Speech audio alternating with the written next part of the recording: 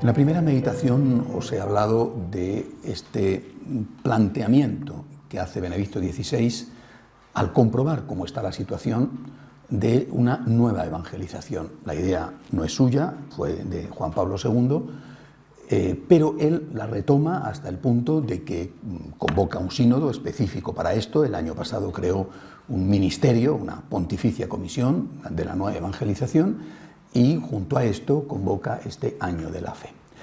Nueva evangelización.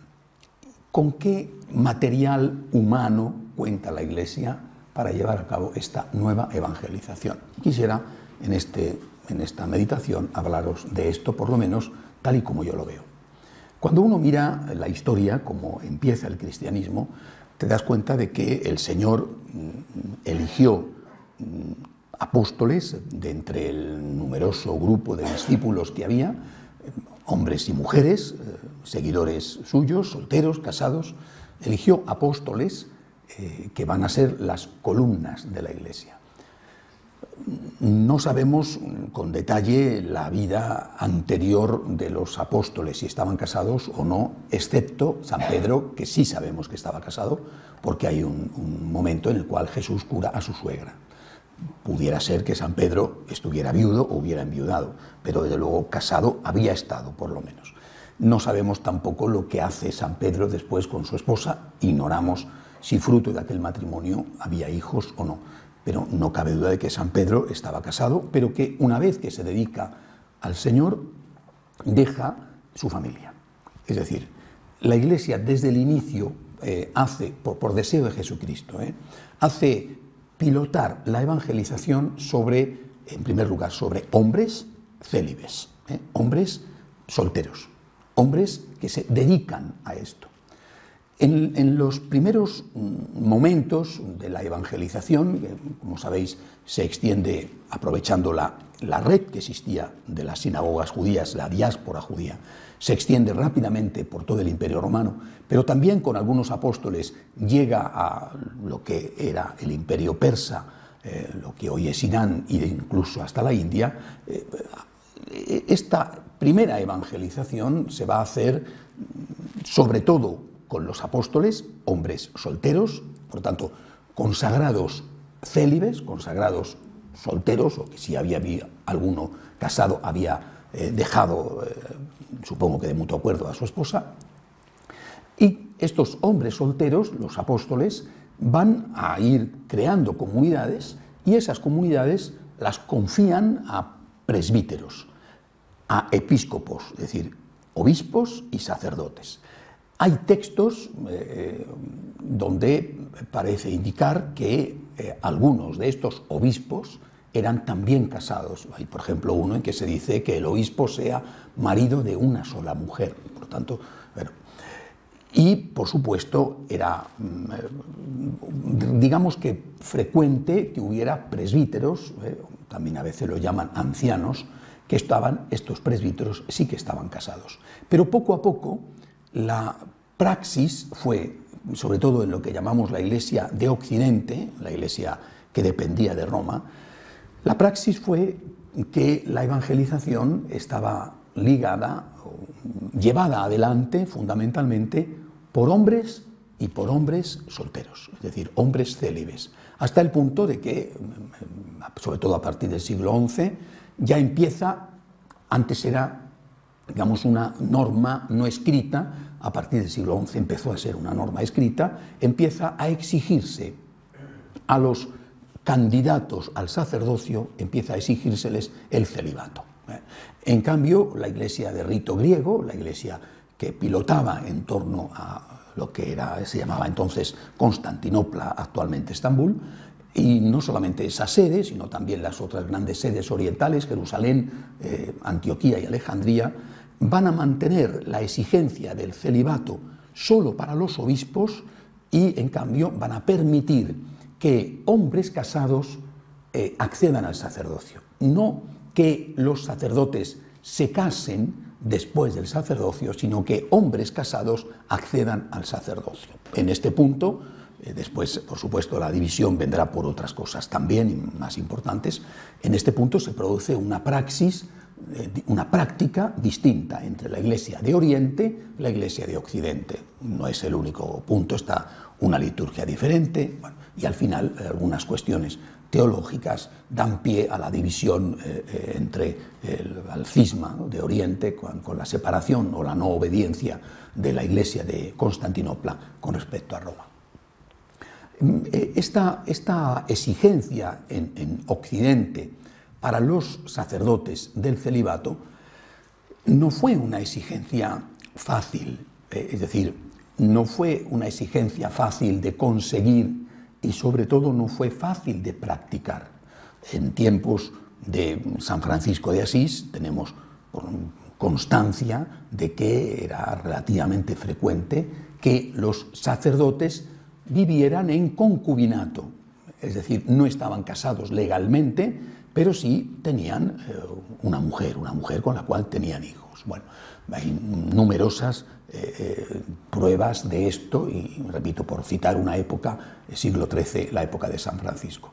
De tal forma que la reforma de la Iglesia sucesivamente encarecía que los sacerdotes cumplieran el celibato al cual se habían comprometido. Cuando tú ves que una cosa se insiste sobre ella, es que evidentemente no se está haciendo, por lo menos no se está haciendo del todo, no se está haciendo suficientemente. En este tiempo, mientras tanto, digamos, va a comenzar otra realidad. Tenemos, por lo tanto, primera parte, la parte de la evangelización ligada a los presbíteros y o sacerdotes y obispos. Pero va a empezar otra realidad. Esa realidad es la vida religiosa.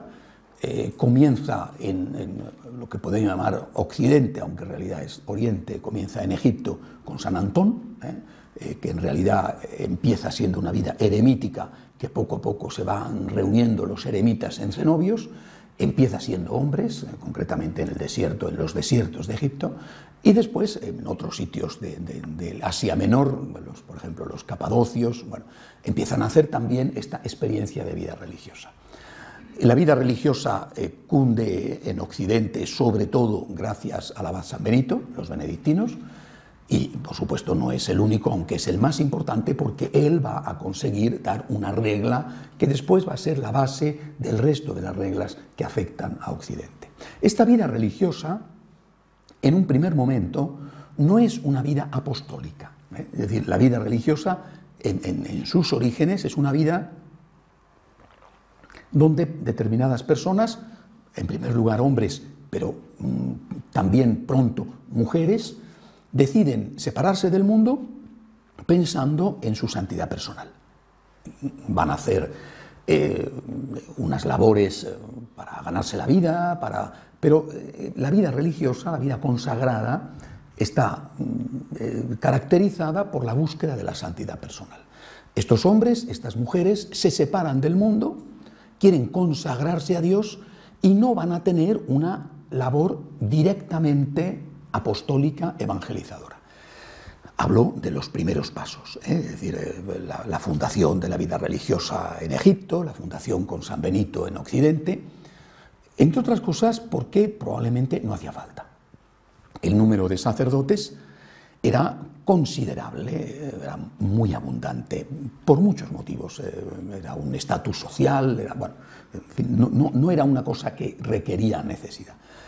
Sin embargo, a lo largo de los siglos van a ir ocurriendo determinados acontecimientos en la historia de esta Europa, que era prácticamente el único sitio donde había cristianos. Norte de África, desde el Islam, prácticamente desaparece la presencia cristiana, y América hasta 1492 no se había descubierto. Por tanto, el mundo cristiano se reducía a Europa. Las profundas crisis que se viven dentro del clero diocesano hace que los papas empiecen a encargar cada vez más a los religiosos, los que existía en aquel momento, de una forma especial los benedictinos, en una gran abadía que fue fundamental para la evangelización de Europa, que fue la abadía de Cluny, empiezan a encargarles a los benedictinos no solamente labores pastorales directas, sino reevangelizar lugares que, debido a el mal comportamiento de los sacerdotes diocesanos, estaban retornando a las prácticas paganas. Entonces, como se ve, por ejemplo, en el norte de España, se fundan muchísimos monasterios. Por supuesto, aquí teníamos el Camino de Santiago, pero no solamente en lo que es estrictamente el Camino de Santiago, y esos monasterios son monasterios llevados por religiosos, pero que tienen también, además de la santificación de los religiosos que viven en ellos, tienen también una tarea evangelizadora. Esa tarea evangelizadora a veces no era bien entendida, bien aceptada por los sacerdotes de las parroquias vecinas. Empiezan, por lo tanto, las primeras fricciones entre clero regular y clero secular. Clero regular se entiende siempre a los religiosos sacerdotes, clero secular se entiende siempre a los sacerdotes diocesanos. Empiezan los primeros conflictos en la medida en que los papas solicitan ayuda a los religiosos para que evangelicen y por tanto salgan de los monasterios. En esa medida el clero diocesano empieza a mostrarse reacio a esta intromisión en lo que hasta ese momento había sido su campo de trabajo. A partir del siglo XIII ocurre un acontecimiento fundamental en la historia de la Iglesia, que es la aparición de las llamadas órdenes mendicantes. San Francisco, Santo Domingo, los agustinos, los carmelitas, no la reforma de Santa Teresa, que es posterior, el origen de los carmelitas, San Simón Stock, el grupo de carmelitas en el Monte Carmelo en Tierra Santa, no solamente ellos, los mercedarios, bueno, distintos tipos de canónigos regulares. Es decir, empieza un tipo de consagración diferente. Probablemente San Francisco sea la figura más conocida, ¿verdad? Pero, repito, no es la única. Si nos fijamos en un español como fue Santo Domingo de Guzmán, vemos que él era del clero diocesano y que va a fundar una congregación religiosa, los frailes predicadores, así se llaman, los conocemos como dominicos, pero su nombre es frailes predicadores, para luchar pacíficamente, no con las armas, pacíficamente contra la herejía que estaba instalada en el sur de Francia, en la ciudad de Albi, la ciudad de Toulouse, la Provenza, también en el norte de Italia. Es decir, estas nuevas realidades que surgen son realidades que ya tienen por vocación una misión apostólica. Se rompe el esquema de evangelización clero diocesano, monasterios, el clero religioso dedicado a vivir una vida de santidad y de perfección para su propio enriquecimiento espiritual. Esto ya había empezado a romperse con la petición de los papas, sobre todo a Cluny, después, por ejemplo, a los cistercienses, pero ahora ya estas nuevas realidades que aparecen en la Iglesia entran directamente a la evangelización, son fundadas para la evangelización. Bueno, los problemas se multiplican y la Iglesia intenta en cada lugar, en cada país, con cada institución, dar soluciones. En general, la solución que se adquiere, a la que se llega, es que las parroquias quedan para el clero diocesano y en las ciudades, por lo menos, se crean templos no parroquiales que son para el clero regular. Entonces, en las ciudades de la vieja Europa o de la nueva España, es decir, las ciudades de América, estaban las parroquias llevadas por los curas diocesanos, pero los mercedarios tenían su iglesia, que no era parroquia. Los franciscanos tenían su iglesia, que no era parroquia, o incluso, aunque es posterior, ¿verdad?, los jesuitas tenían su iglesia, que no era parroquia. Algunas de estas instituciones, y avanzamos ya en la historia, no se limitan a la labor evangelizadora, sino que van a dar paso a otro tipo de evangelización, como es la evangelización de la educación. Un español como San José de Calasanz fue probablemente de los pioneros, si no el pionero, y después vienen otros. San Ignacio de Loyola es un ejemplo claro de cómo él entiende que la evangelización no puede limitarse al ámbito parroquial, y que tiene que abrirse preparando en ese momento y con esa mentalidad, ciertamente, a las élites que van a llevar adelante el país. Bueno, y él crea los colegios, bueno, si no es él, sus discípulos crean la red de colegios, la eficacísima e inteligente red de colegios de los jesuitas. Bueno, es decir, poco a poco, la evangelización, que nace ligada a unos hombres que se consagran a ello y que el Señor les pide esa consagración, empieza a relacionarse con la vida religiosa. Insisto, los sacerdotes diocesanos van a tener la exclusiva de las parroquias, con todo lo que eso significa, por ejemplo, en los sacramentos, para bautizarte tienes que hacerlo en tu parroquia, sacramento de unción de enfermos, el matrimonio ya era más, pero en un primer momento también solo en parroquias, mientras que los religiosos, bien los mendicantes, o bien posteriormente la nueva oleada de fundaciones de la época de San Ignacio, de la época de Santa Teresa, van a abrir el campo de la evangelización a otros ámbitos.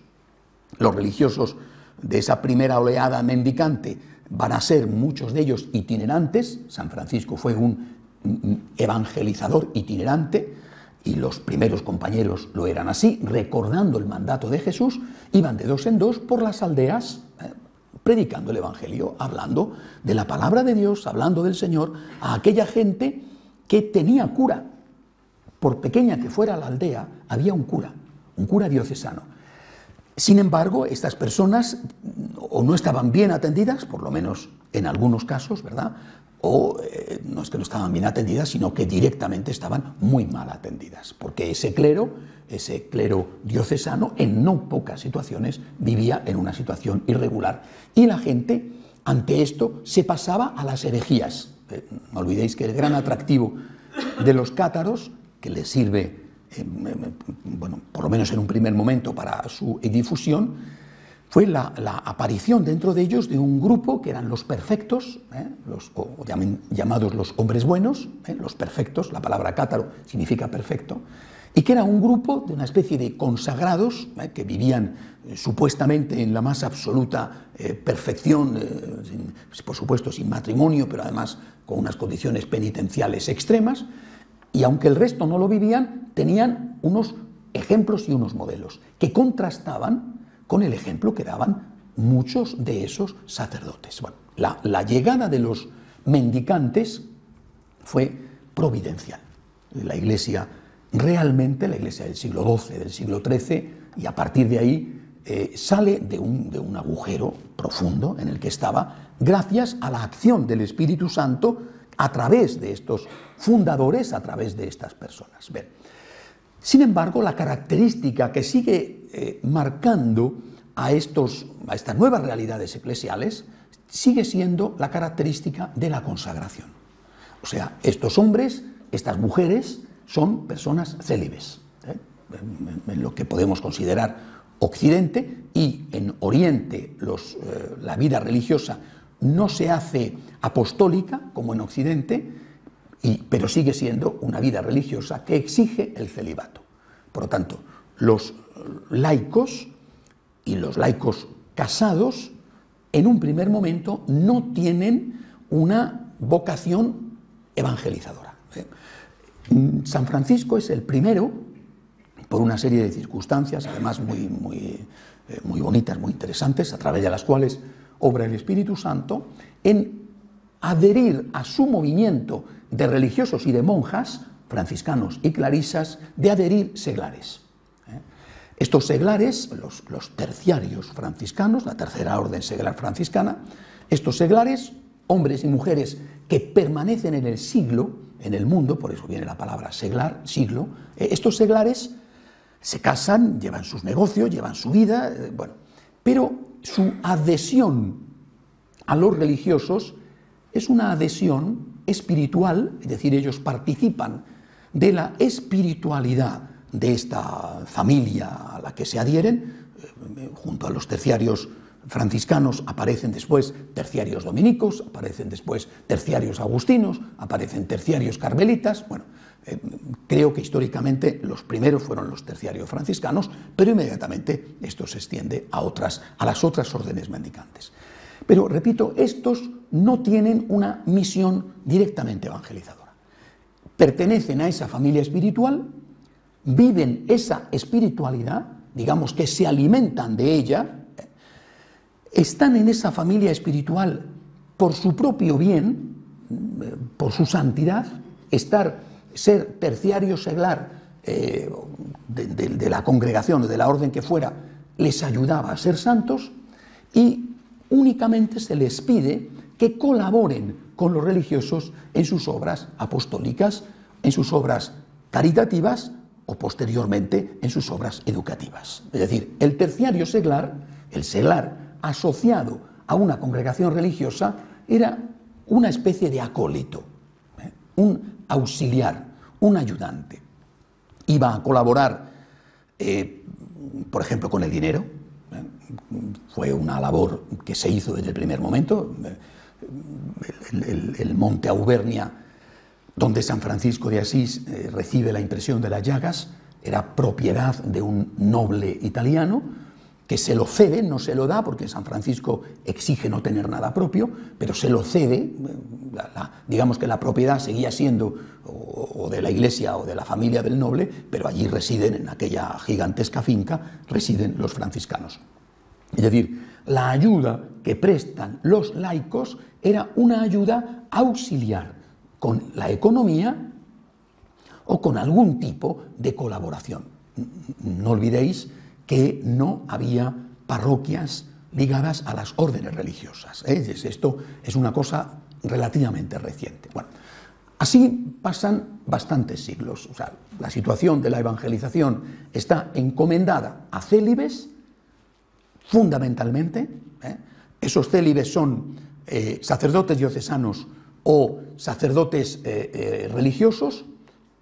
Las mujeres no van a participar, las monjas, no van a participar en esa labor evangelizadora directamente, pero sí van a participar a través de la oración, que es una labor, un elemento fundamental de la evangelización, y a través de una labor socio-caritativa, es decir, social, tipo educación, o caritativa directamente con las tantas y tantas instituciones para ancianos, para niños, para todo tipo de personas necesitadas. Bueno, la evangelización sigue dependiendo de los consagrados.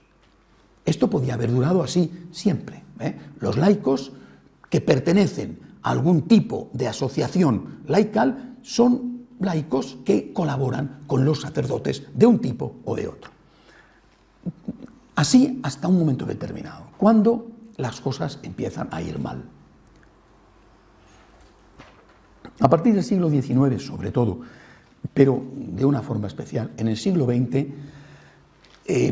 la Iglesia empieza a ver que no puede ser, que las vocaciones sacerdotales o religiosas, masculinas, femeninas, masculinas con vocación sacerdotal o con vocación de hermanos, por ejemplo los hermanos maristas, que empiezan a disminuir. Antes ya de que la crisis dé la cara, podemos decir que ese momento de sentimiento y de experiencia de crisis de secularización es posconciliar. Si tuviéramos que poner una cifra diríamos que en los años 70, pero antes ya de esto en Roma están percibiendo por dónde van las cosas. De hecho, el Concilio Vaticano II es convocado por Juan XXIII para preparar a la Iglesia para esa crisis. Pues salió lo que salió, pero esta era la iniciativa, la idea del Papa Juan XXIII cuando convoca al concilio. Y entonces empiezan a surgir asociaciones que no son ya las clásicas terceras órdenes ligadas a los religiosos, sino que son asociaciones laicales que sí que tienen un elemento vocacional evangelizador. Probablemente la más conocida de todas esas asociaciones ha sido la Acción Católica. Es conocida de todos, empieza siendo una multiplicidad de asociaciones laicales ligadas a cosas concretas: la Acción Católica Obrera, la Acción Católica de Profesores, la Acción Católica de gente del mundo de la sanidad, bueno, asociaciones que se llaman así, acción católica, ¿verdad? Y que van a tener especialidades según muchas veces las profesiones, según los países también. Bueno, la acción católica es la primera gran institución laical ligada a la jerarquía de la Iglesia que no va a depender directamente de los sacerdotes, que si está más unida a alguien, está más unida al clero diocesano que al clero religioso, pero que tiene una vocación apostólica evangelizadora propia, es decir, nace, es fundada, es apoyada, no digo fundada, pero sí ciertamente apoyada de una forma especial por el Papa Pío XII. Bueno, es todavía una época de cristiandad, muchos de vosotros aún recordáis la época de Pío XII, la época anterior al Concilio Vaticano II. A Pío XII, como sabéis, le va a suceder precisamente Juan XXIII, ¿no? Bueno, es decir, esa época era una época donde la Iglesia aparecía aún triunfante, multitudinaria, naturalmente en España de una forma especial. Estamos hablando de los años 50, el Congreso Eucarístico de Barcelona como uno de los grandes hitos de la Iglesia española del siglo XX. Bueno, y la acción católica tiene un peso en algunos países más que en otros, con sus características. En Italia fue extraordinariamente importante. En Bélgica y en Francia fue muy importante la Acción Católica Obrera y la Juventud de Obrera de Acción Católica, la JOC. Bueno, pero, insisto, estamos hablando ya de laicos que tienen una misión evangelizadora. Esto podía haber seguido así, es decir, unos laicos ligados a las órdenes religiosas que se preocupan más de la propia santidad. Esto no es nada malo, me parece una cosa maravillosa preocuparse de la propia santidad, pero que no tienen una vocación misionera, una vocación evangelizadora. Y en cambio una gran institución, un gran movimiento laical, la Acción Católica, que sí que tiene una labor evangelizadora creada para eso y asociada a los obispos y a los curas diocesanos. Bueno, esto, repito, podía haber sido así, pero pues, Dios sabe lo que hace, y entonces en ese contexto previo al Concilio Vaticano II, empiezan ya a surgir otro tipo de realidades. Yo no voy a enumerar todas, pero por ejemplo pienso en Schoenstatt, que quizá es una de las primeras, con el padre Ketternich, por supuesto el Opus Dei en España. Estas son instituciones o asociaciones, llamémosle como se quiera, ¿no?, antes del concilio. Antes del concilio está también el movimiento de los focolares en Italia, fundado por Chiara Lubich, y inmediatamente después del concilio aparecen otras, como por ejemplo los neocatecúmenos en España, fundados por Kiko Argüello. Bueno, todas estas nuevas realidades eclesiales van a tener como característica la importancia del seglar. Es decir, son realidades, instituciones, familias espirituales, como se les quiera llamar, donde el seglar, el laico, tiene una importancia de primera línea y además va a tener una misión. Según sus propias peculiaridades, esa misión va a ser de una forma o va a ser de otra, pero en general va a tener una misión apostólica.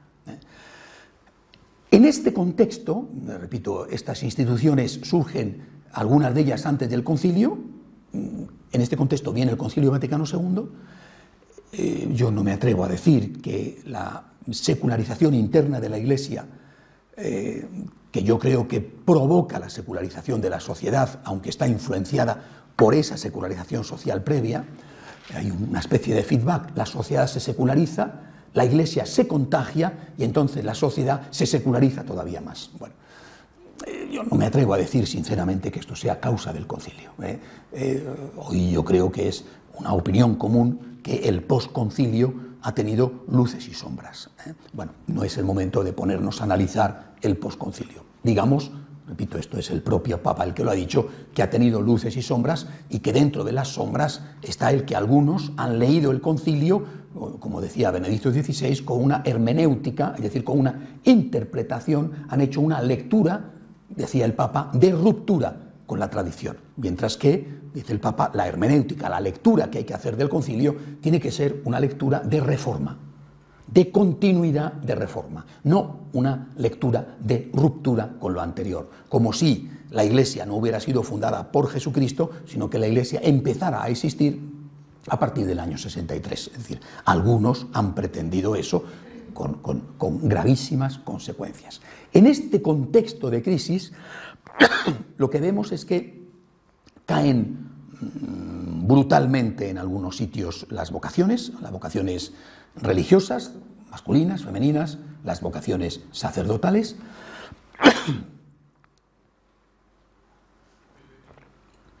Y entonces empiezan a plantearse, ante esta crisis y ante este peligro de no poder atender la evangelización, empiezan a plantearse algunas cosas.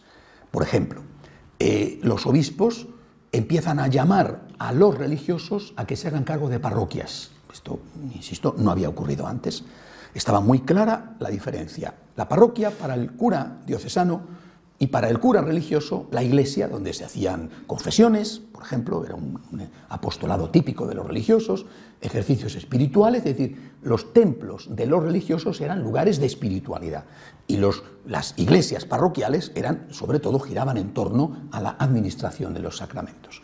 Empiezan los religiosos a ocupar las parroquias que los curas diocesanos ya no podían atender. Esto es un hecho, ¿verdad? Y junto a esto hay dos reivindicaciones que cada vez se hacen más fuertes. Yo no sé si ya venían de antes del concilio, pero que desde luego son netamente, claramente postconciliares. Primera reivindicación, que se acepte a los casados en el sacerdocio, es decir, que se suprima la exigencia del celibato. Segunda reivindicación, que se acepte a las mujeres en el sacerdocio. Las dos reivindicaciones que tantos progresistas reclaman, que se acabe la exigencia del celibato y que las mujeres puedan ser sacerdotisas. Bien, estas dos reivindicaciones le son planteadas abiertamente ya a Pablo VI, pero desde luego es Juan Pablo II el que las afronta y deja claro que no se va a modificar la praxis de la Iglesia. Se intenta una fórmula con raíces históricas y que es en sí misma una fórmula de compromiso, que es la admisión de casados al diaconado. Tiene orígenes históricos, efectivamente, los diáconos casados. De alguna manera se piensa en algunos países que esto puede ser una cierta solución. Es decir, las parroquias ya no cuentan con sacerdotes, ni diocesanos, ni religiosos, porque los religiosos que han acudido a llenar los huecos que dejaban los diocesanos, no olvidéis que, por ejemplo, en América, una parte mayoritaria de las parroquias están llevadas por religiosos. Es decir, quizá no en las capitales, pero, y no digamos en África, en muchos otros sitios, ¿no? Pero llega un momento en que esos religiosos también entran en crisis numéricamente vocacional y entonces ya no pueden. Entonces se intenta decir, vamos a buscar una fórmula de compromiso acudiendo a los diáconos casados. Bueno, esta es una fórmula que en algunos sitios tiene éxito, en otros no tanto, que genera a su vez los propios problemas. No es tampoco el caso de entrar a desmenuzarlos, simplemente os estoy haciendo un desarrollo histórico de cómo ha ido desde el origen, cómo se ha desarrollado la evangelización. Nos encontramos, por lo tanto, en este momento presente, digamos, con unos movimientos laicales. Estos movimientos laicales, la mayoría de ellos, tienen todas las vocaciones, es decir, laicos consagrados, consagradas que podríamos llamar religiosas, consagrados sacerdotes, bueno, a veces también sacerdotes diocesanos que son propiamente diocesanos. Por ejemplo, dentro del Opus Dei estaría la rama de los sacerdotes de la Santa Cruz, que son sacerdotes diocesanos del Opus Dei, pero están los sacerdotes propiamente de la prelatura. Bueno, es decir, movimientos laicales de los últimos 70 años, 50 años, 60 años, que sí que tienen una dimensión y una vocación evangelizadora. El más conocido, el primero de los grandes movimientos, la Acción Católica. La Iglesia necesita evangelizadores, ha cerrado la puerta, y yo estoy seguro que no la abrirá. Al tema del sacerdocio de los casados, hablo de la Iglesia de Occidente, porque la Iglesia de Oriente, ya os he dicho, que sí que tiene sacerdotes casados, o casados que se hacen sacerdotes. También la Iglesia católica de rito griego, la Iglesia católica de Oriente tiene sacerdotes casados. La Iglesia católica latina, la práctica totalidad de la Iglesia católica, no tiene sacerdotes casados. El Papa ha cerrado la puerta y yo estoy convencido de que esa puerta no se abrirá. Y del mismo modo ha cerrado la puerta al sacerdocio femenino. Y también estoy convencido de que esa puerta no se abrirá. Del mismo modo también ha cerrado otras puertas que estoy seguro de que no se abrirán. Pero el problema está ahí. El problema está en que necesitamos evangelizadores. Esos evangelizadores no proceden de donde han venido siempre, desde el origen de la fundación de la Iglesia. Hombres y mujeres célibes no proceden de ahí. Entonces hay que hacer algo. Hay que dar otro paso. Bueno, yo creo que el paso que hay que dar, me parece a mí que es el paso que se está dando porque el Espíritu Santo así lo ha previsto con tiempo suficiente y que se va a dar cada vez más, es asumir la tarea del laico consagrado como una tarea de evangelizador. El laico consagrado, os he dicho, surge ligado a las órdenes mendicantes, pero pensando en su propia santidad. El terciario seglar franciscano, dominico, capuchino, colabora, pero él es terciario porque quiere ser santo. Bueno, dentro de este esquema, sin asociarse a nada y sin formar parte de nada, hay otro tipo de consagraciones laicales. Habréis oído hablar, y quizá alguno de vosotros lo sea, por ejemplo, la consagración mariana de San Luis María Griñón de Montfort. Es decir, personas que hacen esta consagración a María. Es una cosa que en su momento, por lo menos, estuvo muy de moda y hoy en muchos sitios todavía hay laicos que hacen esta consagración a María. Para mí es un ejemplo de un tipo de consagración. Es decir, una persona se consagra, en este caso, a la Santísima Virgen, se consagra a la Virgen para parecerse a ella, con la ayuda de Dios, por supuesto. También se consagra a la Virgen para colaborar en la evangelización de una manera genérica, con sus oraciones, por supuesto, con su buen ejemplo y, naturalmente, haciendo lo que puede por su familia. Pero ya está. Este tipo de consagración laical sigue teniendo un valor. Yo creo que nunca hay que tirar por tierra nada de lo que sea bueno, y esto es bueno. Este tipo de consagración laical hoy es insuficiente. Y, repito, creo que hay que dar un paso más. Ese paso más que el tiempo presente exige, es el paso que hace que cada laico consagrado tiene que entenderse a sí mismo como un evangelizador. La solución no va a venir por el engrosamiento de las filas de los evangelizadores a través de hombres casados. La fórmula del diácono casado algo ha hecho, pero no ha servido para tapar todos los agujeros. No va a venir por el engrosamiento de la fila de los evangelizadores con mujeres, pero en cambio parece que muchos, no el Papa y no todos desde luego, no ven que tienen otros, y que son los laicos. Yo creo que lo primero que tendríamos que hacer es cambiar la denominación. Cuando se dice laico consagrado, se dice, lo primero, que eres un laico, es decir, eres un seglar, y que por lo tanto la primera obligación tuya es tu seglaridad, tu característica como laico de atender tu familia, de atender tus negocios, ¿no? Y la consagración es muy parecido a lo de la consagración mariana de San Luis María Griñón de Montfort. Una cosa que tú haces dentro del ámbito de tu piedad personal. Yo me consagro a Dios y eso significa que llevo una vida de piedad, la Santa Misa diaria, una confesión frecuente, oración diaria. Bueno, esta es mi consagración. Yo soy un laico que tiene unas exigencias espirituales pues un poquito por encima de las exigencias que tienen el resto de los laicos. Yo quiero darle a Dios algo más, pero quiero dárselo en el ámbito de mi espiritualidad.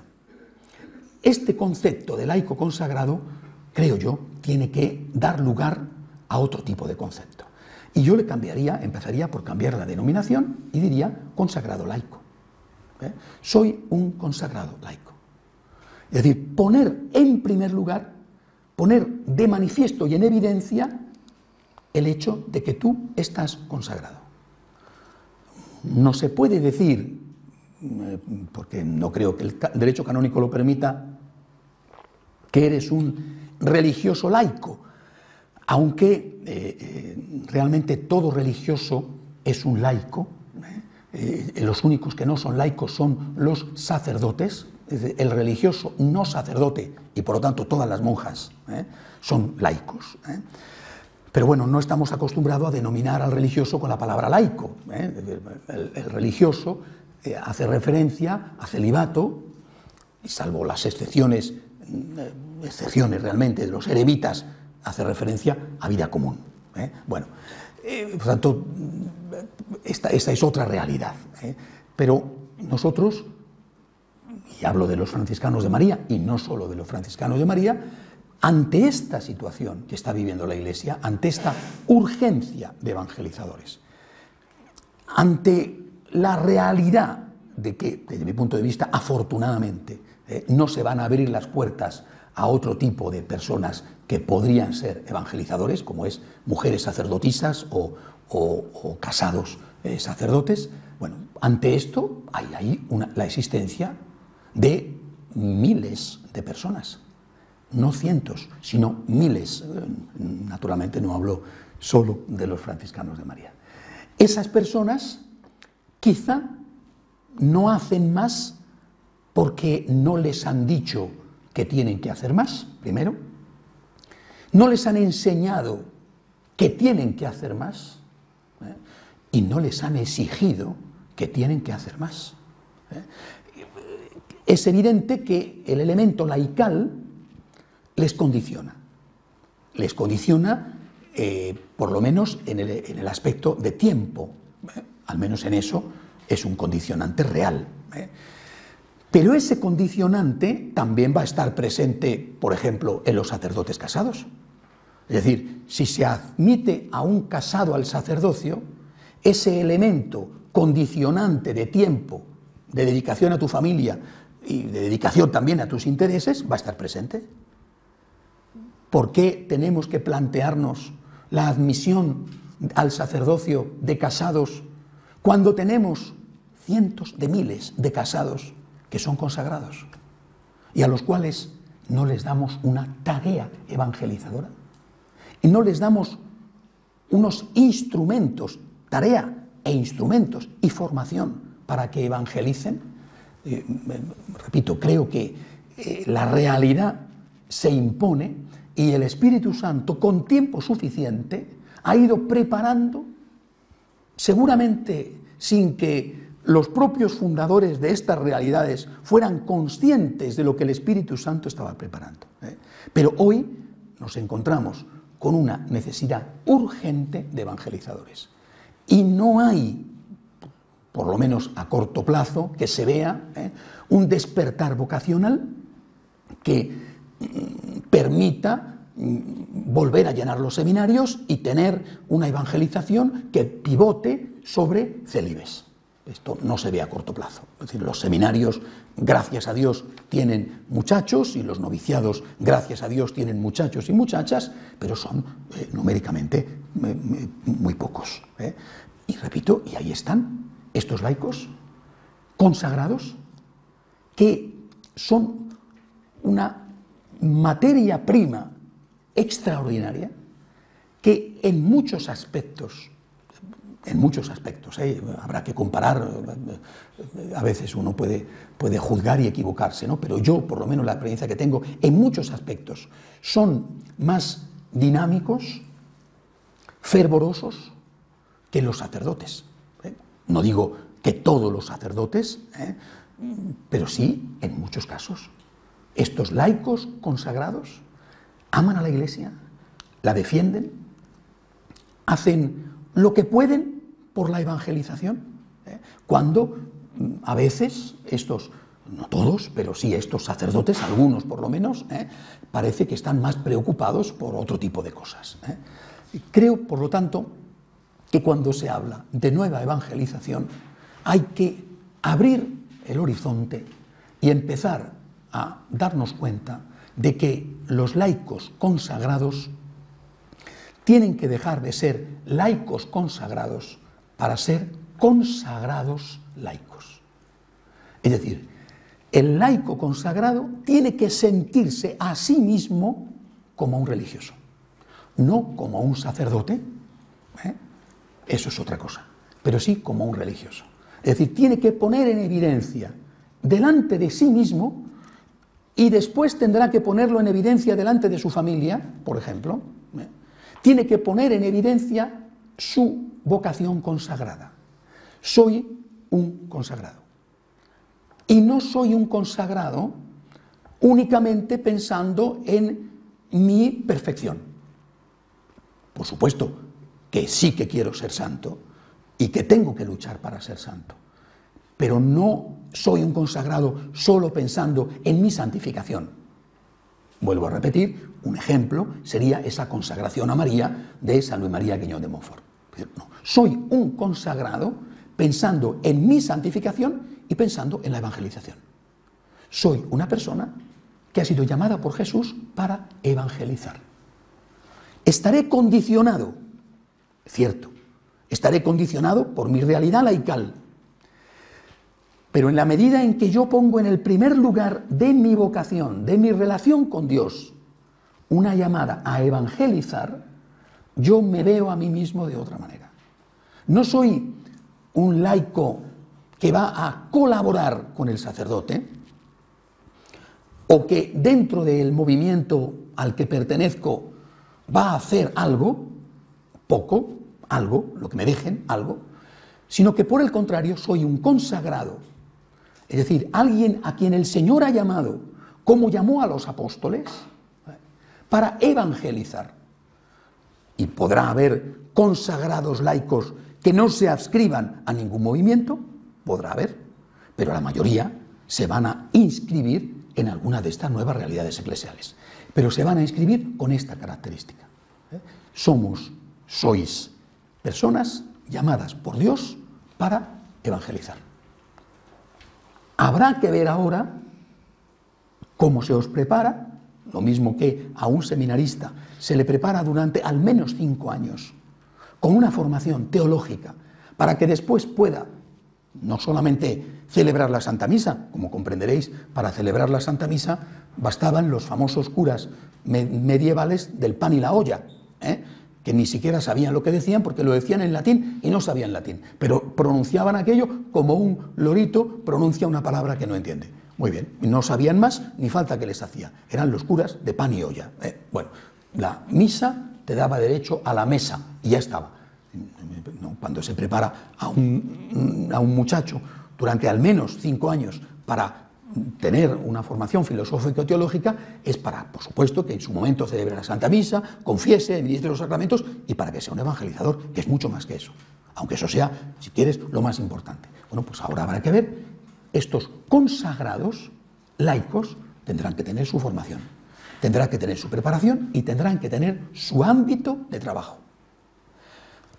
O pasamos por esto, es decir, o asumimos que ha cambiado el polo de gravedad y que ese centro de gravedad evangelizador ha estado hasta hace 4 días, como aquel que dice, pilotando sobre los célibes, o asumimos que los consagrados pueden ser laicos y por lo tanto que puede haber evangelizadores laicos, casados o no casados, o asumimos esto, o yo veo el futuro de la Iglesia, no digo que lo vea que vaya a desaparecer, la Iglesia jamás desaparecerá, es una promesa del Espíritu Santo, pero lo veo realmente muy difícil. Cuando vengo de América, cuando voy a América, si Dios quiere pronto en África, yo veo que los sacerdotes están absolutamente desbordados. absolutamente. Hay que decir también que al menos una parte de esos sacerdotes están desbordados y no les importa. Por lo menos una parte, ¿eh? Y no les importa. Esta es la realidad. Porque si les importara, darían cancha a estos movimientos para, contando con ellos, dándoles tareas, hacer que se convirtieran en agentes de pastoral que les ayudaran a atender esas enormes extensiones que tienen con miles de feligreses, para un solo cura o para dos curas. Es decir, no parece que les preocupe mucho que se vayan a las sectas a la vista de cómo se portan a la hora de cerrar las puertas a los movimientos. También por parte de los movimientos habrá que hacer un esfuerzo de asumir las realidades parroquiales sin entrar en ellas a destrozarlas, etc.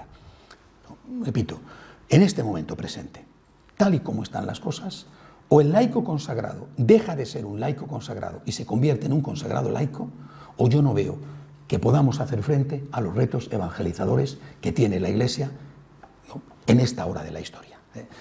Hasta aquí es donde quería llegar con esta meditación, porque después, en la siguiente meditación, quiero hablaros de cómo veo yo la tarea de los consagrados laicos de los franciscanos de María. Es decir, para mí ya no sois más laicos consagrados, para mí desde ahora sois religiosos, consagrados laicos, pero consagrados.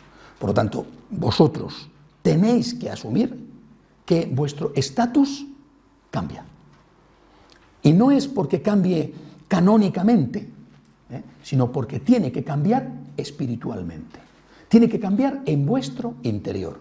Yo he sido llamado por el Señor a evangelizar. Veremos cómo, dónde, pero yo he sido llamado por el Señor a evangelizar. Desde esta perspectiva, nosotros, franciscanos de María, junto con otras instituciones, podemos ofrecer una respuesta, una ayuda a la demanda extraordinaria de evangelizadores que tiene la Iglesia en este momento. Hacemos un momento de oración en silencio.